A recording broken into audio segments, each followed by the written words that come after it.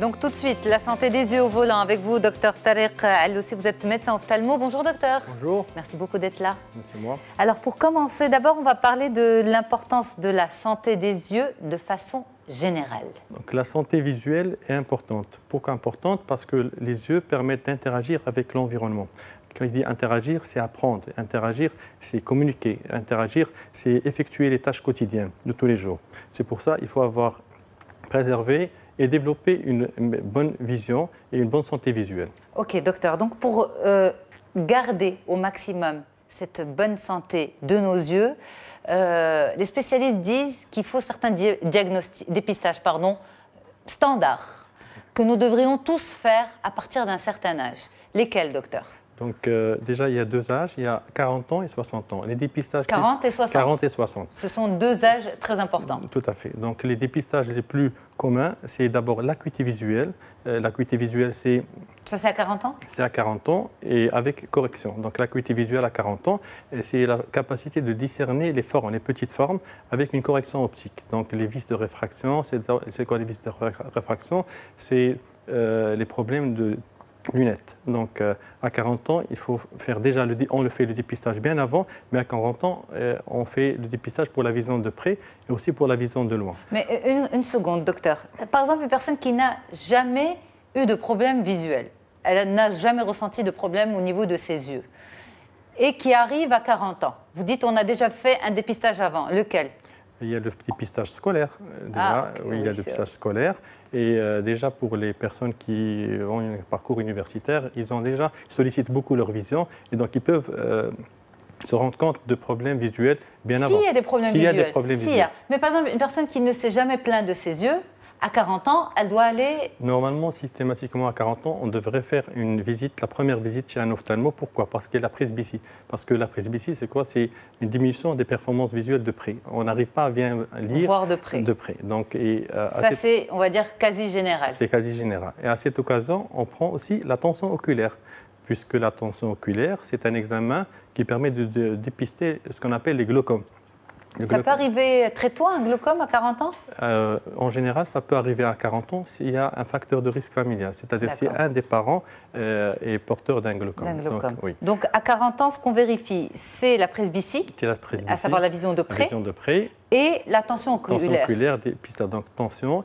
Et aussi, on peut jeter un coup d'œil en fonction des malades, s'il est diabétique, s'il est porteur d'une autre pathologie, pour voir la rétine. Donc, à 40 ans, c'est systématique. Systématique. Rétine, presbytie, tension oculaire. Tension oculaire. À 60 ans, ça, c'est le deuxième, on va dire. Oui. Si entre 40 et 60, tout se passe bien, tant mieux. Oui. Mais à 60 ans, il faut un autre contrôle obligatoire. Tout à fait. Donc, à 60 ans... Recommandé, bien sûr. Recommandé. À 60 ans, c'est les problèmes de vieillesse. Donc, toutes les structures oculaires vieillissent. Donc, il y a le problème de cataracte qui peut survenir. Il y a des maladies de la rétine, comme les dégénérescences maculaires liées à l'âge. C'est quoi ces dégénérescences? C'est des vieillissements de la macula, de la rétine. Et donc, ils peuvent apparaître sournoisement, insidieusement. Et donc, dans ce cas, il faudrait mieux faire le dépistage à 60 ans. D'accord. Oui. Donc, 40 et 60, deux âges charnières pour le contrôle de nos yeux de façon générale. Quand vous, les spécialistes, vous dites santé des yeux au volant, ça veut dire quoi? Bien voir pour bien conduire, qu'est-ce que ça veut dire? Bien voir, bien conduire, c'est primordial. Pourquoi? Parce que, comme vous savez, 90% des informations véhiculées par la vue, par les yeux, sont importantes pour la conduite. C'est-à-dire, pour la conduite, on peut se servir de l'audition, du toucher, pour le volant, mais pour les yeux, donc la vue, représente 90% de la sensorialité. Donc, oui. Du coup, pour avoir une conduite sûre, il vaudrait mieux avoir une bonne santé visuelle. Selon des statistiques, 10% des accidents graves de la route sont dus à un problème de malvoyance, de problème de vision. Donc c'est pour ça qu'il vaudrait mieux... Plutôt la nuit? Plutôt la nuit, puisque c'est dans la nuit que la sensibilité rétinienne et la sensibilité visuelle diminuent. Donc la majorité des problèmes qui surviennent, c'est surtout la nuit. Il y a un problème aussi la nuit de vigilance, donc la somnolence. Il y a un problème aussi, c'est le champ de vision. Donc comme vous savez, on est limité par les phares. Donc on voit que ce qui est éclairé par les phares. Et donc pour avoir une réactivité par rapport à l'obstacle qui survient devant les phares, il vaudrait mieux avoir une bonne santé visuelle et une bonne connectivité, donc neurologique. Donc, est-ce qu'avec l'âge, justement, cette vision nocturne diminue aussi? Tout à fait. Donc, comme toutes les structures oculaires, donc avec l'âge, toutes les structures vieillissent, comme la rétine, les cônes, les bâtonnets. Il faut savoir que pour la vision nocturne, c'est la périphérie de la rétine. Donc, ce n'est pas le centre de la rétine. C'est plutôt donc, les bâtonnets, donc le champ visuel. Et donc, le soir, les premiers problèmes de vue, ça commence la nuit. Donc, il y a deux types de problèmes. Donc, il y a ce qu'on appelle la fatigue visuelle. Donc, c'est quoi la fatigue visuelle? C'est ce qu'on appelle les phénomènes d'éblouissement, donc de clignement. C'est le conducteur qui commence à beaucoup cligner les yeux, avoir des rougeurs oculaires, qui avoir les yeux qui sont un peu lourds, donc les paupières lourdes. Donc, ça, c'est un problème. Et le deuxième, c'est le problème de sensibilité visuelle. C'est quoi la sensibilité visuelle? C'est le problème de baisse de vision. Donc, les problèmes de baisse de vision, c'est beaucoup le soir. Donc, ça commence le soir. Ça commence vers quel âge?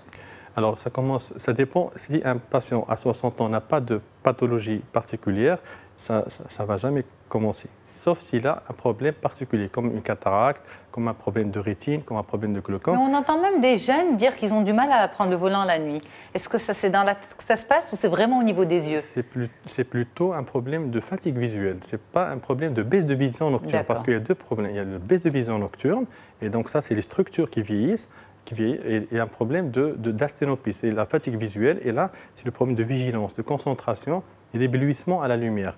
Et un problème de maintenir la fixation un temps de 2 heures, 3 heures, 4 heures. D'accord. Alors, est-ce qu'il faut faire des examens particuliers ou d'abord, et ensuite on parlera des signes aussi à détecter par rapport à cette santé des yeux au volant, ce qui pourrait interpeller le conducteur sur sa santé visuelle? Tout à fait. Donc, il y a des examens qu'on fait au début, donc à l'octroi du permis. Avant l'octroi du permis, il y a d'autres examens qu'on fait d'une manière périodique. Donc, pour les examens, il faut faire d'abord l'acuité visuelle. Donc, l'acuité visuelle, c'est sur une échelle de 10, œil par œil, avec une correction optique éventuelle. C'est comme le contrôle de 40 ans. Comme le contrôle de 40 ans. Pour la presbytie, c'est mais cette fois-ci pour la vision de loin. C'est plutôt pour la vision de loin. Vision de loin, ok. Donc, dans ce cas, on doit avoir 10 sur 10, les deux yeux, ou bien 7 sur 10, œil par œil. Donc, on sait que beaucoup de personnes ont moins et conduisent quand même. C'est pour ça il faut être vigilant par rapport à ça. Et donc, c'est pour ça qu'il y a une circulaire où on oblige les conducteurs à faire des examens périodiques par rapport à la vue. Donc, on peut conduire avec une acuité visuelle qui est basse, mais ça devient dangereux pour le conducteur et pour les autres. Donc ça, c'est d'une part. Et il y a aussi la tension oculaire, c'est le glaucome. Donc le glaucome, la particularité, c'est qu'on peut bien voir 10 sur 10 en étant glaucomateux. C'est-à-dire on peut avoir un champ visuel périphérique. C'est quoi le champ visuel? C'est l'espace. On n'arrive pas à voir l'espace périphérique. On ne voit que par le centre. Et donc, le centre est parfait? C'est parfait. Donc, il passe l'examen d'acuité visuelle. Il est normal, 10 sur 10. Il voit bien les formes. Donc, c'est ce qu'on appelle la partie centrale de la rétine. Mais la partie périphérique, elle est altérée. Et le risque, dans ce cas, c'est quand il est dans des croisements, par exemple, il peut, jusqu'à la dernière minute, voir un obstacle ou un véhicule qui est juste devant lui, pas dans les côtés. Parce que en conduisant, c'est beaucoup le champ visuel périphérique qui est sollicité. Qui est sollicité, absolument.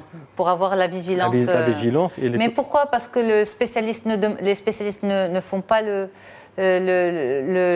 contrôle nécessaire ou l'examen n'est pas obligatoire? Pour un patient qui se plaint de rien. C'est-à-dire il a une bonne acuité visuelle, il n'a pas de problème de baisse de vision, il est glaucomateux, il a un problème de champ visuel, c'est-à-dire un problème d'espace, et il continue sa vie sans faire un examen chez un ophtalmo. Parce que le glaucome ne fait pas parler de lui? Il est silencieux.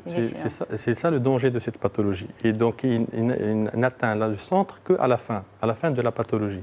Et dans ce cas, c'est trop tard. Même pour la chirurgie, c'est trop tard. C'est pour ça qu'il faut faire ce dépistage systématique. À 40 ans. Et, en France, il y a pratiquement 150 000 personnes qui ne devraient pas prendre le volant si on fait un dépistage pour tous les... Dépistage de masse. Et donc l'acuité visuelle et le champ visuel plutôt binoculaire. Mais une personne qui souffre d'un problème de glaucome, donc de la vision périphérique, Vous avez dit la vision centrale est très bien. Oui. La vision périphérique est altérée. Oui. Est-ce que je ne peux pas me rendre compte que ma vision périphérique est altérée? Donc, au début, ça commence par une baisse de la sensibilité à la lumière, c'est-à-dire le conducteur, le soir, il sent que même si c'est éclairé, il voit que l'environnement est mal éclairé. D'accord. Donc déjà, il est un peu dérangé par rapport à lui. Il demande déjà beaucoup plus de lumière. C'est qu'après qu'il commence à donc on voit ce qu'on appelle des taches, des petites taches en périphérie. Si on est vigilant, mais pour des conducteurs qui ne sont pas très vigilants par rapport à ça, qui ne sont pas en fait conscients de la problématique. Et donc le dépistage, il est simple, c'est un champ visuel, c'est un examen qu'on passe. Il doit cliquer à chaque fois qu'il voit un petit spot. Et donc, dès qu'il voit le spot, s'il ne voit pas le spot, ça veut dire qu'il y a un problème à ce niveau-là. Et ça, c'est un examen que vous conseillez, vous, docteur, à partir de la quarantaine? Si on trouve une tension qui est haute. Donc, pour confirmer le glaucome, on devrait faire cet examen à partir de 40 ans. À partir de 40 ans. Ce qu'on peut faire pour préserver ses yeux, c'est ne pas prendre le volant le soir, c'est vrai ça Donc le volant, c'est important. Donc priver quelqu'un du volant, ça devient quelqu'un qui est habitué à conduire, ça devient impossible de ce jour. Problématique. Oui, problématique. Donc sinon, il faut faire déjà les examens systématiques. Il faut faire des pauses en conduisant le soir, des pauses tous les 2 heures, 3 heures, et une petite pause de 10 minutes. Et éviter quand même le volant la nuit? Éviter si c'est possible, sinon faire une correction optique avec des filtres sur les surfaces. D'accord. Pour mieux conduire le soir? Pour ne pas avoir l'éblouissement par rapport aux ultraviolets, par rapport à la lumière des phares. Phares, ok. Merci pour ces conseils. Docteur Tariq Aloussi, vous êtes médecin ophtalmo à Rabat. À bientôt. Merci beaucoup. Quant à moi, je vous remercie tous pour votre fidélité, bien sûr toute l'équipe qui m'accompagne partout à Rabat et à Tanger et à Abidjan aussi pour la réalisation et la diffusion de cette émission. Au revoir, à très vite sur mediantv.com aussi. Au revoir.